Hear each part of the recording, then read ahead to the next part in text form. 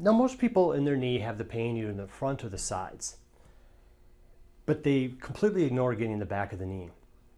And the back of the knee I have found to be the most significant influencer of the front and sides of the knee.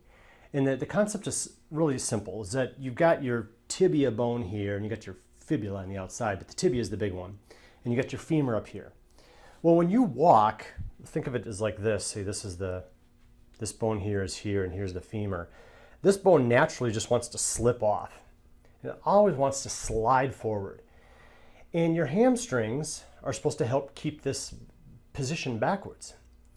And so when everything locks up in the back of the knee, this tends to just be forward more and slide forward more, and it irritates the side, front, and other side. And it doesn't make total sense to me, but it just seems to work so consistently that I hardly ever treat the sides of the knees or the front, just because this works so well for that. And I stumbled upon this accidentally, treating somebody one time, and doing this actually helped loosen up the same side of their neck on the same right side. And it was amazing. But when you're looking at this, you're basically looking for two major things here. One in the inside and then the outside. And what you're looking for is there's 4 hamstring muscles, right? And the 2 inner ones come down and they insert into the tibia down here. But the gastrocnemius, the big calf muscle that everybody sees when you're, the bodybuilders and stuff, you see that gastrocnemius really pop out. It has 2 heads. So one head goes this way, the other head goes like this, underneath the hamstring tendons, which go over the top. So you got this type of a scenario going on.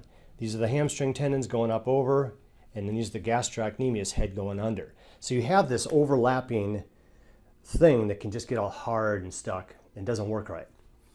The inside is thicker, it's just more bulky than the outside, just the way it is. So what you'll do is I like to have the person face down with their leg hanging off the edge. Sometimes that bothers people's patellas, so you can't do that. You gotta put something underneath here or even underneath the knee to get up a little higher to get the pressure off the patella. But most of the time this is a good position. And you just go and feel. So right here's the bend. Sorry, Mark. Right there's the bend of the knee.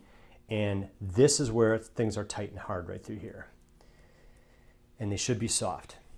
Now until you've had your hands on enough knees to figure this out and feel what it's supposed to feel like, just hit it with a laser and you'll realize that this softens up on people and they feel better. Sometimes within 15 minutes of just treating the knee, and they get up and the knee just feels so much looser.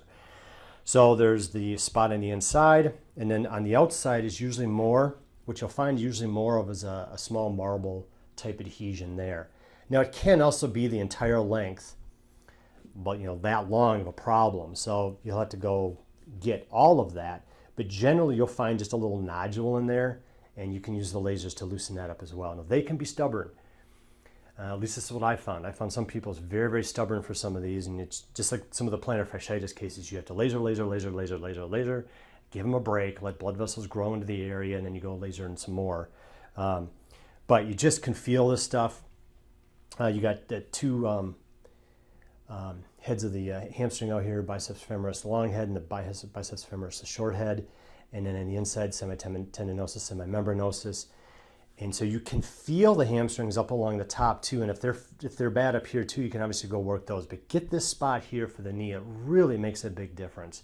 And I'm talking quick, and they will feel relief in these other areas. So if you've tried these other spots and it hasn't worked, definitely go for the back. And for anybody else that comes in with knees, just play around a little bit and you'll see that the back is actually a really critical area to get.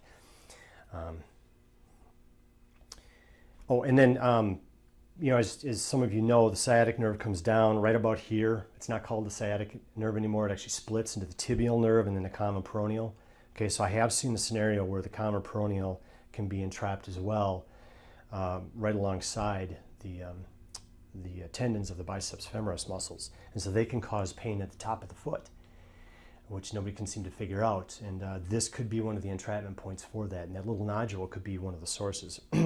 You can obviously have a lot of tightness in here, so people can have this tibial nerve problem, pain in the calf, pain in the bottom of the foot, all from entrapments there. So you just go and evaluate this. And what's nice is the lasers, there's nothing wrong with using them here versus metal tools or your thumbs or everything. There's vascular structures here.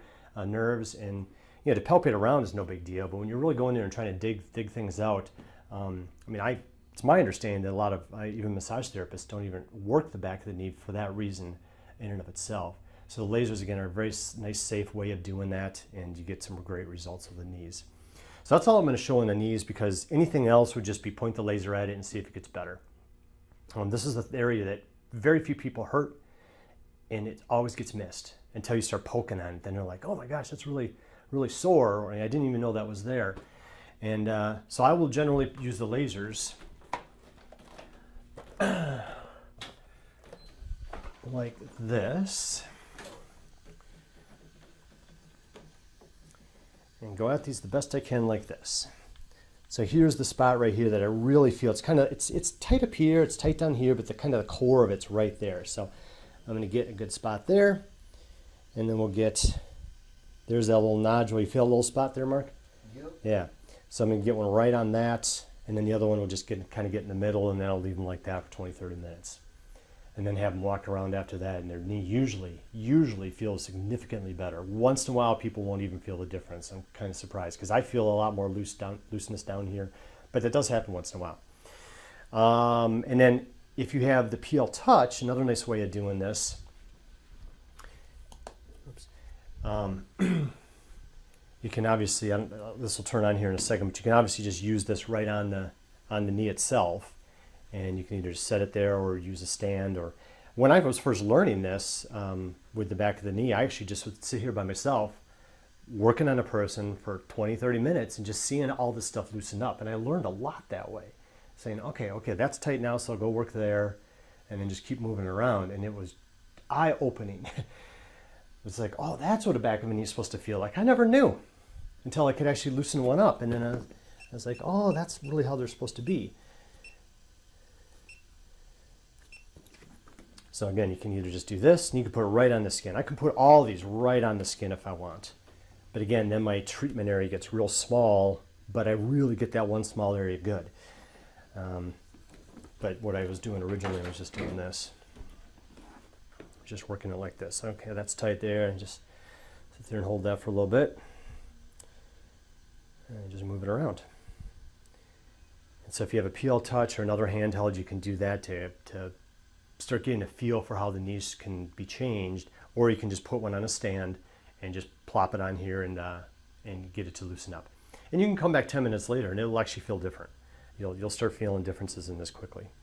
So that's how you can do those with the two different instruments. You didn't hit your head again, did you? Oh, your ring? My ring. I can put this underneath here. Now, the PL Touch has these two heads. I tape them together, and I just have one of these open so I can actually put it on a stand, which I don't have in here right now. But what I like about that is I can set it like that and just stick it underneath here and leave it.